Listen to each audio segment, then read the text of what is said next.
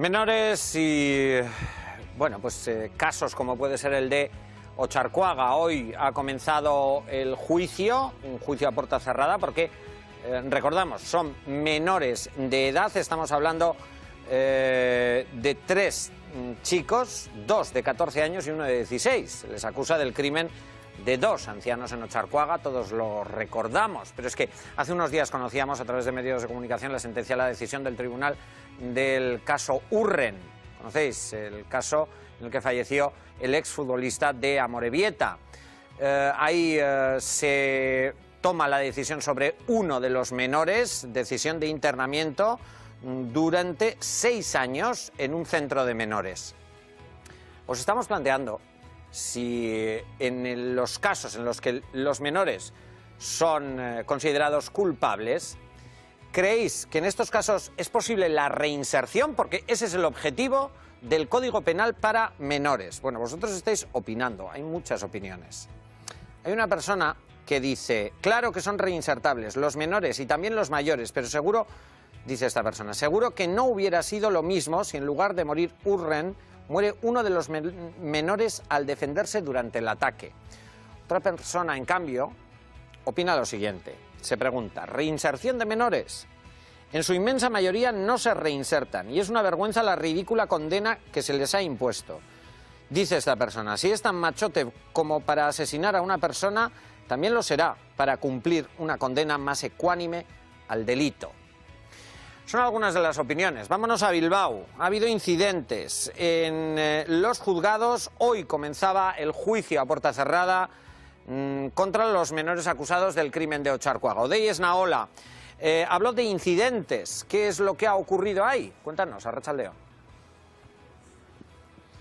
Pues durante las 2 horas y media, Claudio, Arratsaldeon, ¿qué tal? Muy buenas tardes, que ha durado la declaración de los 3 acusados en este mismo punto donde nos encontramos, frente al Palacio de Justicia de la capital vizcaína.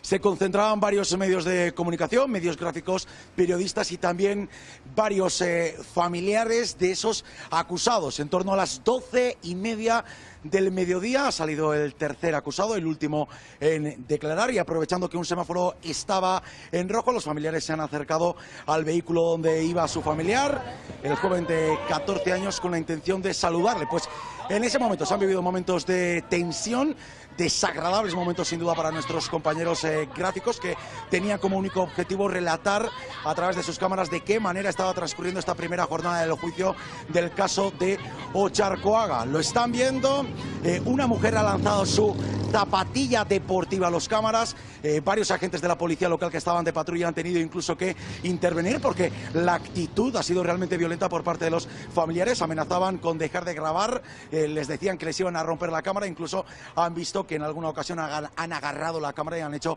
el gesto de bajar. Finalmente los agentes de la policía local han tenido que intervenir, y en cuanto a las declaraciones de los 3 acusados, apenas ha transcurrido nada, nos lo esperábamos, menores de edad, protección absoluta, por lo tanto. 3 menores de edad, 2 de 14 años y 1 de 16. ¿Qué pide la Fiscalía para ellos?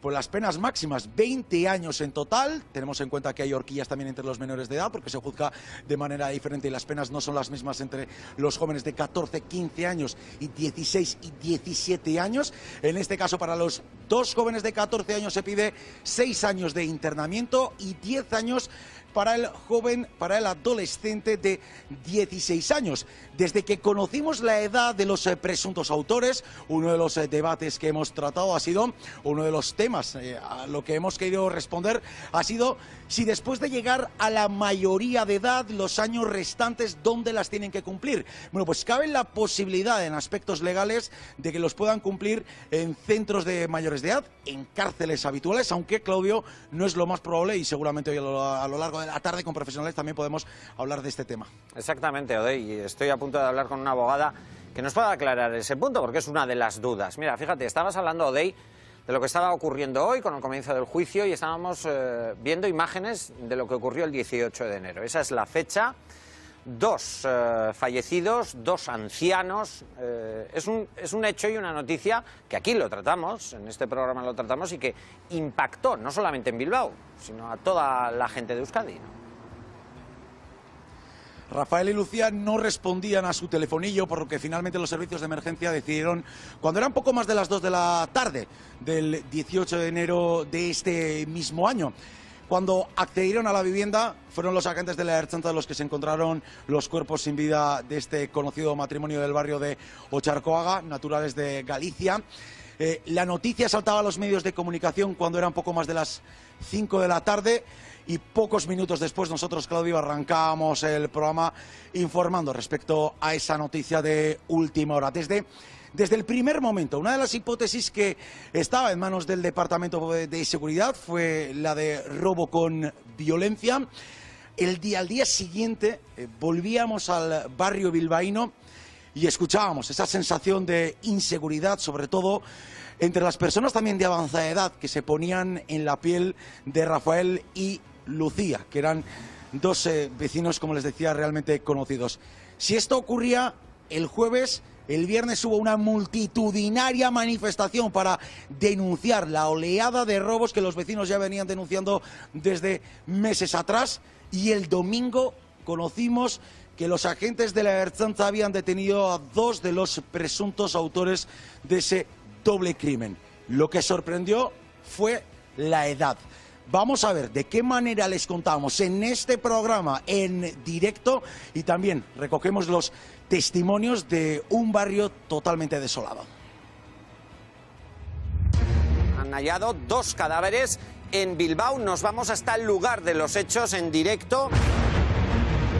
Sigue barajando diferentes hipótesis. Uno de los que más fuerza cobra a estas horas es la de robo con violencias. Espero que todos los grupos estemos a la altura de las circunstancias para no hacer de la seguridad un debate político.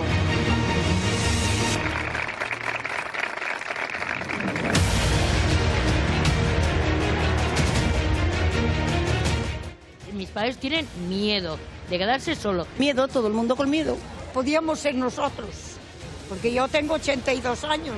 Te marchas, la dejas sola, abres la puerta y ¿qué pasa? Pues ahí está la cosa. Si es que te dan ganas de llorar, si es que ¿dónde vamos a llegar ya? Hasta que pasa lo que pasa, claro. Hace tiempo que es hora de empezar a hacer algo. Que no hay derecho a esto, tío, es que no hay derecho, de verdad. Condenar el doble crimen de Otxarkoaga. El lema que hemos elegido para nuestra pancarta, que es Otxarkoaga no se calla, también se mueve. No queremos más palabras bonitas, ni promesas. Queremos soluciones. Ayer eran detenidos 2 adolescentes de 14 años. 14 años en el límite, por lo tanto, pero la ley sí les alcanza y han tenido que responder ante la justicia. Menudo susto me lleve, majo. Nosotros no llevamos guardaespaldas. Hay miedo. Miedo. Concholas ya. Es que si no caben las leyes estamos perdidos. Estamos perdidos. Entonces, existía esa posibilidad. Y esto pues se sale del vaso. No me entra en la cabeza lo que ha ocurrido. La impotencia sobre todo. O sea, que la ley tenía que caer con ellos como si fuesen mayores, porque se hacen cosas de mayores. ¿Cómo nota que está el barrio? ¿Cuáles son las sensaciones? Miedo, muchísimo miedo. Eskerrik asko Odei, informazioagatik. Siguen llegando vuestras opiniones al 607 19 20 11. La pregunta para abrir el debate es si creéis que estos menores que son considerados culpables pueden llegar a reinsertarse. Sigo viendo cómo estáis escribiendo. Gracias por vuestra participación. Nos vamos en directo a Bilbao. Olga Rodríguez es abogada de Iuris, Estudio Jurídico Bilbao. Olga, arratsaldeon, 3 acusados en este juicio, 3 menores, 2 de 14 años y 1 de 16. ¿Por qué la Fiscalía pide penas diferentes para unos y otros? Arrastion, Claudio, buenas tardes. Porque la ley de responsabilidad penal del menor establece esa diferencia. No es lo mismo la pena que se impone a un menor de 14 o 15 que a un menor de 16 o 17 años.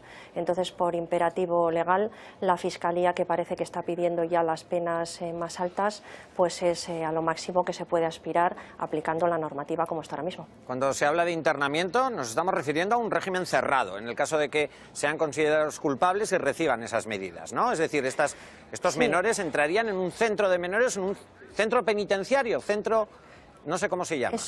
Es un centro de régimen cerrado en el que hay, no perdáis de vista que las penas que se imponen no son penas como para los mayores de edad, sino que estamos hablando de medidas educativas, sí, de reinserción, ¿no? Entonces se les integra dentro de esos centros para intentar que haya esa reinserción social y que haya ese aprendizaje sobre lo que han cometido, pues que no es lo correcto y que puedan reinsertarse en la sociedad. Olga, pero quiero especificar, pero son recluidos en un centro. Cuando hablamos de lo digo para que quede claro, ¿no? Sí, sí. O sea, como en un mayor de edad entra en un centro penitenciario y es recluido. O sea, no puede salir. Recluido, no, salvo con diferentes permisos para asimilarlo con los mayores de edad, y que cada tiempo se revisa esa situación de permanencia en el centro y podría revisarse ese grado de internamiento en régimen cerrado a un semiabierto o un abierto si su proyección educativa es favorable y si se ve que, bueno, que van en la buena dirección, por decirlo de alguna manera. Es que es muy específico, son menores de edad y no es la misma norma que para los mayores. Y tanto, y hay muchas diferencias. Olga, gracias por estar con nosotros. Sigue acompañándonos, por favor. Opina, bueno, nos da los datos, Olga, vosotros también opináis y la gente sigue opinando acerca de si son reinsertables. Una persona acaba de escribir: estos chavales son carne de cañón, aquí no hay reinserción ni arrepentimiento, solo hay que ver la reacción de sus familias para ver qué tipo de educación han recibido. Begoña. Hombre, por esa misma regla de 3 tendríamos que mandar a la cárcel también a los padres del de Gasteiz, que había tirado por la ventana al bebé y que también defendieron a su hijo. Es decir, yo creo que todos los padres y todas las madres defendemos a nuestros hijos más allá de lo razonable, porque para eso son nuestros hijos y nuestras hijas. Hombre, que la gente ya opine que no son reinsertables, no hay ninguna estadística. O sea, Gobierno vasco y demás no tiene ninguna estadística sobre la reinserción de menores que han cumplido en centro de... Sí, hay datos de Begoña. No, de la reinserción, recuerda que cuando ocurrieron los hechos de las agresiones en el centro de Bilbao, en Deusto, en la Plaza del Carmen y demás, salió el dato de, creo recordar, que no sé si eran de 6, 5 eran reinsertados. Entonces, decíamos que con esas cifras, con que haya uno multiplicado por el volumen que hay, la posibilidad de incurrir en nuevos delitos existe. A ver, pero también en mayores. Es que si vamos a empezar a pensar si la gente es reinsertable o no, automáticamente lo que podríamos empezar a plantear es la posibilidad de la pena de muerte de aquellas personas que consideramos que no son Begoña, creo que hay un dato importante, y es que son menores, y es gente con muy poca edad. Es de poca edad, ha pasado poco tiempo de su vida. El tiempo que se le está pidiendo por parte de Fiscalía es prácticamente la mitad de su vida. Pero te llama la atención en estos hechos la violencia utilizada y la edad. La edad, sí. Pero la violencia se explica porque iban metidos de todo, o sea, es que eso estamos hablando, condiciones normales no hace eso. ¿El caso de Ocharcuaga? Sí. Claro, iban con todo. Pero de todas maneras, estos casos son casos muy concretos. O sea, probablemente una de las personas que más sepa de juzgado de menores es Emilio Calatayud, que es el juez de menores de Granada. Es la persona con más años de experiencia en España, que más casos ha juzgado. Y él habla de forma positiva y él ha analizado incluso este caso y él dice que esto es algo puntual, rarísimo de ver. O sea, él habla que el 80% de los chavales que han pasado, digamos, por su mano, ni siquiera son delincuentes, es decir, ha sido un delito algo puntual. El 10% son delincuentes, pero trabajando con ellos se han reinsertado y solo un 10% no tiene remedio. Y ahí lo que dice es, ojalá no te cruces con ello. Es decir, contra eso es difícil hacer. Ya, hay otro factor. Quiero compartir con vosotros algo que acaba de llegar a nuestro WhatsApp. Y es el testimonio de, intuyo, unos padres. Leo: yo tengo un menor que lleva más de 10 causas ya juzgadas. Y aún por juzgar. Ha pasado ya por muchos centros. Y ahora está en Landa, por orden judicial. Suponemos que es uno de estos centros de internamiento. Hay un equipo en todos los centros que supuestamente existe para ayudar a los niños con el tema de la reinserción. Sin embargo, no funciona, ya que son muy blandos y los niños no les respetan. Lo que les hace falta a los niños es mano dura, ya que ahora se ríen de todos, policías, padres, etcétera. Recordemos los incidentes en los centros, son los que no aplicaron en su momento esa dureza que ahora están hablaremos de la educación. El caso Urren ha sido también cerrado hasta el momento. Se ha conocido la sentencia, la decisión del tribunal. En este caso, 6 años de internamiento en régimen cerrado a uno de los menores que asaltó a Urren. La pena se completa con 3 años de libertad vigilada. Participó otro, un joven de 13 años. Pero es que es la edad que precisamente es el tope para no poder imputar a una persona. Vamos a conocer algún dato más acerca de este caso. 6 años de internamiento en régimen cerrado para el menor de 16 años acusado del homicidio de Ibon Urrengoetxea. La pena se completa con un periodo de 3 años de libertad vigilada. El otro implicado de 13 años era inimputable por la edad, pero estuvo presente en la vista oral.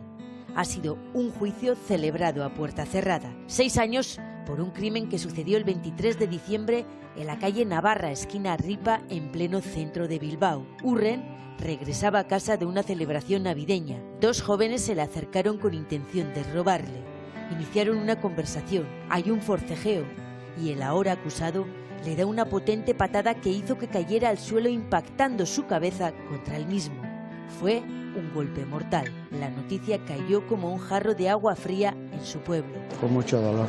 Y de una familia de siempre, de Amorebieta. Conocido, amigo, compañero de trabajo. Se pudo llegar a estas detenciones gracias a las declaraciones de testigos y las imágenes grabadas por cámaras de seguridad de la zona. Una vida sesgada, una muerte cruel, injusta, incomprensible, que golpeó los corazones de los hornocharras y la gente que le conocía.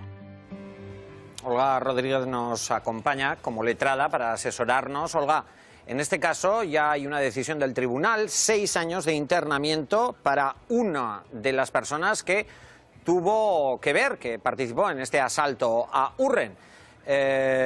Aquí la clave que se intentaba determinar en este juicio era si realmente hubo intencionalidad o no en la acción que terminó con el fallecimiento de Urren, ¿no?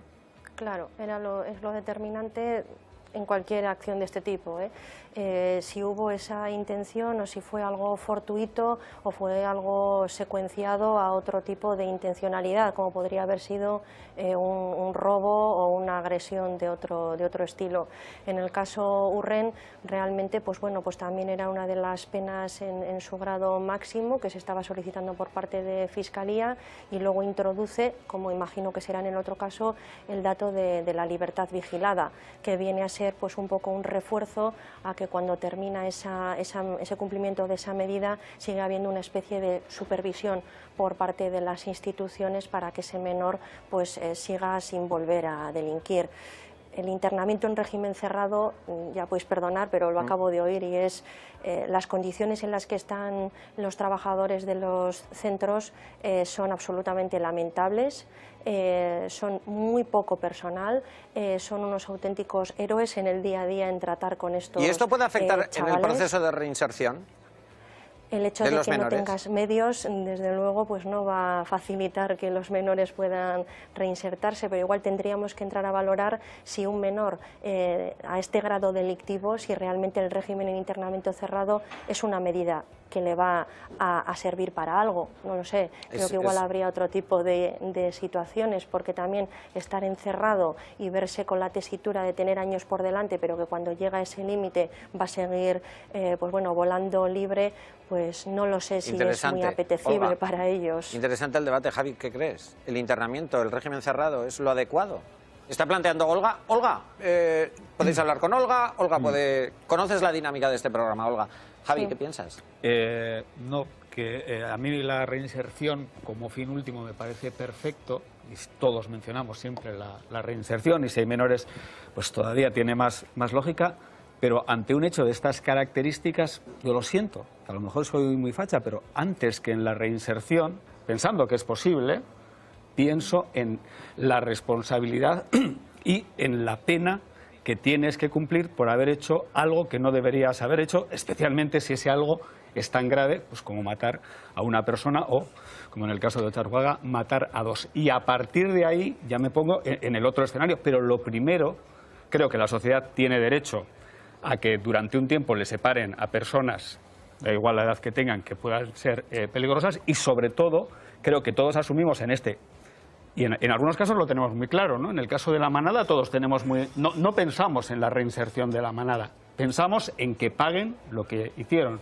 Y luego, si dentro de X resulta que pueden ser reinsertables, que lo sean. Y en el caso de los menores, yo lo primero en lo que pienso, sean menores o no sean menores... ¿En lo punitivo? En lo punitivo, yo sí... Pero 10 años te parecen poco. 10 años en una cárcel de menores. Frente a toda la vida, sí.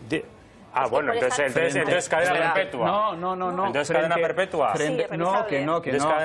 Que frente a toda la vida, no. Es que yo no sé por qué las personas más justicialistas son tan poco justas con las víctimas. ¿Pero por qué? ¿Por qué la justicia? Termina, Javi. ¿Por qué resolvemos la cuestión de las víctimas en un... Pobrecitos, es lamentable. No, pero ¿por qué la justicia... Fullando contesta. ¿Por qué la justicia con la víctima tiene que ser la venganza?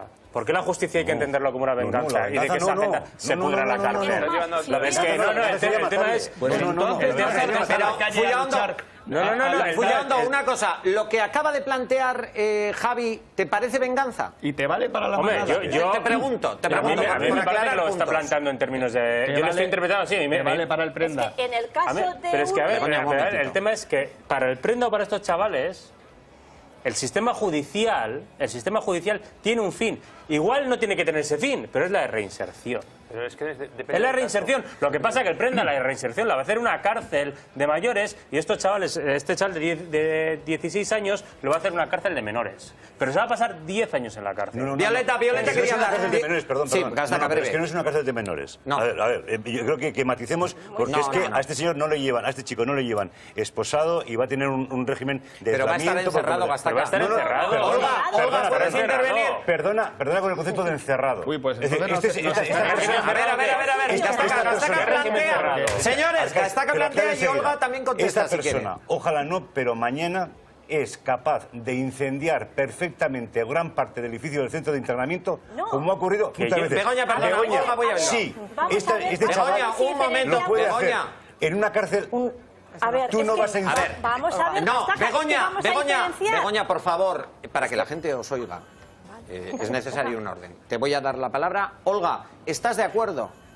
Un centro de internamiento de menores no es un centro penitenciario. Claro, un centro de internamiento de menores es un centro en el que viven, en el que tienen una relación muy estrecha y muy permanente con los educadores, y en el que hay unas normas de convivencia que no son las de un centro penitenciario, pero ni por asomo. O sea, es una circunstancia que no tiene nada que ver. Begoña, perdóname, Olga. Begoña. Creo que Gastaca no hace la diferencia entre un centro de menores de los de Diputación, de niños acogidos, y un centro de menores de cumplimiento de medidas judiciales.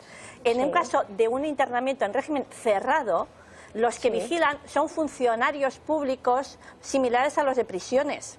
Es decir, con su porra y demás. Olga, yo es que he estado dentro Por eso, que yo creo que estamos completamente de acuerdo tú y yo, que no es lo mismo entrar a Basauri, entiendo, que entrar en un centro de internamiento de menores. Creo que hasta ahí efectivamente hay funcionarios que desde luego cuando hablan y cuando cuentan lo que ven dentro, y que a veces se tienen que encerrar en las instalaciones esperando el cambio de guardia porque pueden ser agredidos en cualquier momento, eso creo que no pasa. Eso creo que no pasa. Por masificación. Señores, señora, es por comportamiento de la gente que está en esos centros. Begoña, Babla, Violeta antes había reaccionado ante las palabras o la opinión que Javier Vizcaíno estaba planteando. Adelante, Violeta. Javi, yo estoy de acuerdo contigo. O sea, yo además soy de endurecer las penas. ¿En menores también? No, en general. Digo, por eso, que el matiz que quiero dar es que aquí estamos hablando de menores. Cuando hablamos de menores, tenemos que tener en cuenta que la responsabilidad es compartida. Es decir, obviamente ellos tienen una parte de responsabilidad y hay otra parte compartida, padres, sociedad y demás, que es más difícil entrar. En la parte que a ellos respecta, yo creo que la ley no es blanda precisamente. Es decir, podemos entrar a discutir si el centro no es tan duro como el de un centro penitenciario. Vale, pues podemos entrar si eso es mejorable. Pero estamos hablando de que a un chaval de 14 años, si comete 1 o 2 asesinatos, puede ir a este centro 10 años. Hay terroristas que, habiendo matado a 20 personas, no cumplen ni 20 ni 30 años en prisión. Lo cual tampoco me parece bien. Claro, por eso, entonces te quiero decir que no estamos ante una ley blanda con los menores, es todo contrario, sí, creo que es una ley... Que haya situaciones injustas no hace que otras sean más justas. Pero hay que reinsertar o no hay que reinsertar. Pues claro que hay que reinsertar. Bueno, vale, pues que el tema es si hay que reinsertar o no hay que... Porque yo creo que sí, chicos se reinsertan. Señores, Pedro, me gustaría... Es una... Javi, Mercedes Parcatu. Pedro, ¿hay que reinsertar? ¿No hay que reinsertar? ¿Son reinsertables? Son reinsertables. Es que la sociedad tiene que hacer esa voluntad, tiene que hacer ese propósito. Es que si no, nuestra sociedad se va al garete. O sea, si no somos capaces de entender que una persona menor de edad tiene que ser reinsertable por definición, es que entonces no vamos a ningún lado. Vale, muchas opiniones. Se os estamos preguntando precisamente eso, si estos menores considerados culpables son reinsertables o no. Hay una persona que acaba de escribir: tengo un familiar abogado en un centro de menores. Dice esta persona: salen peor y en el centro hacen bandas. Son los dueños del centro y todos los derechos son para ellos. El tema es muy serio y tanto que lo es. Vuelvo a Bilbao, saludo de nuevo a nuestro compañero Odey Esnaola. Odey, seguimos pendientes de otro juicio. Ha salido aquí encima, en el debate, alguien lo ha mencionado. Este se desarrolla en Vitoria, lo hemos estado siguiendo, el caso del crimen de Alicia, la bebé de 17 meses que murió porque el acusado, y así lo confesó, la arrojó por la ventana. Hoy se ha celebrado la última sesión del juicio. ¿Qué destacamos? ¿Qué novedades hay? Bueno, pues pocas sorpresas, por no decir ninguna, en la presentación de las conclusiones en una audiencia provincial llena hasta la bandera, totalmente abarrotada, aunque sí nos deja varios titulares que vamos a destacar. El primero en intervenir ha sido el fiscal Fidel Cadena, que ha desgranado lo que ocurrió aquel 25 de enero de hace 2 años, con referencias irónicas a la Biblia, porque recuerden que las declaraciones del único acusado no dejaron indiferente a nadie, diciendo que él era el mismísimo Jesucristo que había matado a la niña de 17 meses para evitar el fin del mundo. Bueno, pues ha dicho que era totalmente consciente y que ha acusado también a la defensa, o ha dicho que la defensa ha sido el único encargado de cargarse su línea estratégica, la de cuestionar la salud mental. Sí que ha habido una razón que ha hecho la sorpresa de los asistentes en esa audiencia provincial, ha sido Sonia Valer, la acusación particular por la madre, por Gabriela, porque ha revelado que la defensa les ofreció dinero antes de que el juicio arrancara, antes de conformar el jurado popular. Dinero con la condición de que el ingreso se efectuara y que estuviesen de acuerdo con efectuarla en un psiquiátrico y evitar de esta manera pues la cárcel. El crimen además ha dicho que responde a motivos sexuales. Y ya para ir acabando, la acusación particular del padre y la acusación popular Clara Campoamor han ido por las mismas sendas, diciendo que Daniel, el único acusado, era totalmente consciente cuando arrojó presuntamente a la niña de 17 meses de una altura de 5 metros. Y han dicho y han puesto encima de la mesa lo que testificaron 13 de los 15 expertos. Solo fueron 2 los que dijeron que Daniel padece esquizofrenia, y esos 2 profesionales son los que propuso la defensa. Juzguen lo que quieran juzgar. Han sido las últimas palabras del acusado, que ha tenido como defensa un abogado que en todo momento ha cuestionado su salud mental y que hoy concluye esta última jornada de juicio diciendo que sea el periodo que sea, pero que sea en un psiquiátrico. Claro, hay que recordar, Odey, y tú lo sabes bien, que has estado siguiendo jornada a jornada este juicio. Este es uno de los juicios con jurado popular. Ellos tendrán que dirimir la responsabilidad de este único acusado en los hechos. Y por cierto, hablando de jurado popular, otra de las noticias, atención, Odey, ayer se toma la decisión respecto al jurado que tendrá Ana Julia Quezada. Todos recordamos este nombre, autora confesa de la muerte del niño Gabriel Cruz. Odey. Pues sí, de hecho, por el eco mediático que ha tenido esta causa, ha sido uno de los interrogantes en el juicio de Ana Julia. Se ponía en cuestión si va a haber jurado popular o no. Finalmente, el magistrado ha decidido que sí, y así se lo va a hacer saber el próximo lunes, 17 de septiembre. Aquí en Euskal Herria hemos tenido diferentes juicios con jurado popular. El caso que mencionábamos de la pequeña Alicia es el único en el que se ha pedido prisión permanente revisable, algo que le podría llevar a prisión durante un periodo de entre 25 y 35 años al único acusado, y ha sido tema de debate también que hemos querido cuestionar, recordando esos juicios que les mencionaba y de qué manera influye que los medios de comunicación hagan un seguimiento absoluto de esas instrucciones y la propia instrucción, ¿cómo afecta? Bueno, pues vamos a ampliar la información para tener diferentes elementos para debate. Había dudas con lo que podía pasar. Finalmente, poca sorpresa. Ana Julia Quezada, la asesina confesa de Gabriel, será juzgada por un jurado popular. Normalmente esta decisión no la comparte la defensa. El habitual detractor se basan en que existen juicios paralelos que les achacan a los medios de comunicación. El caso del pequeño Gabriel, José Bretón, caso Asunta o en casa el de la niña Alicia. Los asesinatos de Aranza Palacios. Los miembros del jurado consideran al acusado Xavier Celaya Fernández de Cacho no culpable del hecho delictivo de matar a María Aránzazu Palacios Izquierdo. Leire Rodríguez. Consideramos probado por unanimidad la intención de acabar con la vida de Leire. Jorge Lafaje o Julen, el niño del barrio de Antiguo. Todas las instrucciones tienen en común que los acusados se sentaron delante de un jurado popular. Por unanimidad encontramos al acusado José Antonio Aguirre Huete culpable. Los contrarios han llegado a argumentar que la fuerte conmoción que causan en la sociedad, la brutalidad de algunos sucesos, hacen que los miembros lleguen predispuestos a declarar la culpabilidad antes de analizar todos los detalles del sumario. ¡Justicia para Gabriel! ¡Justicia para Gabriel! En este extremo, el caso de Gabriel es un claro ejemplo, pues a día de hoy resulta casi imposible creer que exista alguna persona en el Estado español que no haya seguido la información publicada sobre este crimen.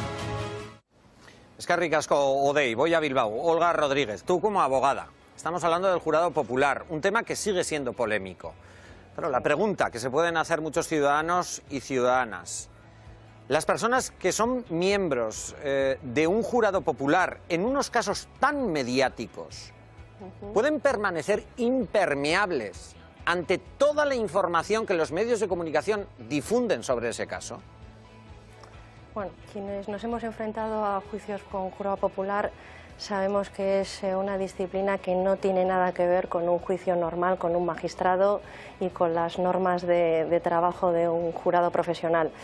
Los señores y señoras que forman parte del jurado, como humanos que son permeables a las diferentes informaciones. Se viene con mucha mochila informativa cuando pasan a formar parte del jurado, y a no querer, pues claro, no son conocedores del derecho, de las cuestiones técnicas. Para paliar eso está el señor magistrado ponente, que es el que va dirigiendo las sesiones del jurado y es el que intenta un poco dotar de objetividad.